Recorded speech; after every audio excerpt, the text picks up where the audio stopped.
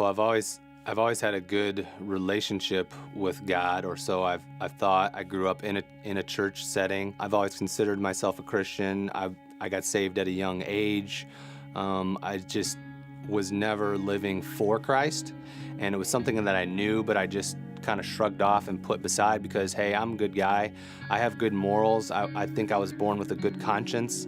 I always try and want to do the right thing. I had been a drinker since college. I've always enjoyed, socially drinking and things like that. And alcoholism runs in my family. I've seen it take away my youngest uncle. He died at too soon from drugs and alcohol. And so I didn't want to go down that same path, but I always thought I'd be able to control it. And it wasn't until recently that I realized I was hiding it from my wife.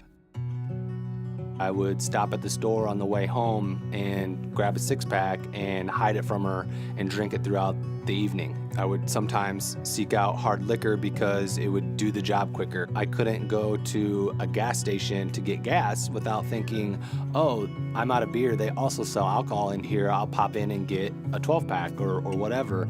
And so it was really just a way to get numb and block out things in life that I didn't like. And so it was just always consuming my thoughts. I made a conscious effort in the last 2 years to tithe more, to give more, to make it uncomfortable by how much I'm giving, but I was still holding back because I needed beer money.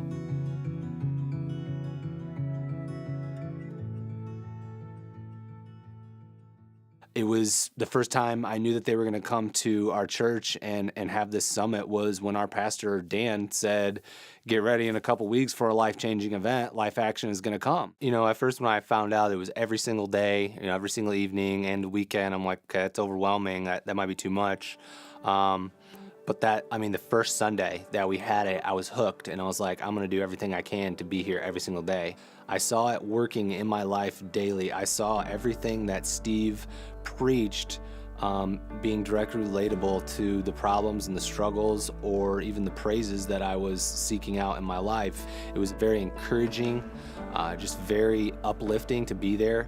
You want to talk about the perfect timing to replace being driven by alcohol to being driven by Christ.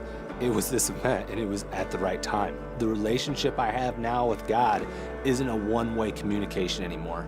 I really feel like it goes both ways now. It's not just me always crying out and asking God to forgive me or, overlook my slights. It's me praising Him more and more because I'm asking, He's giving, I'm praising. It's amazing.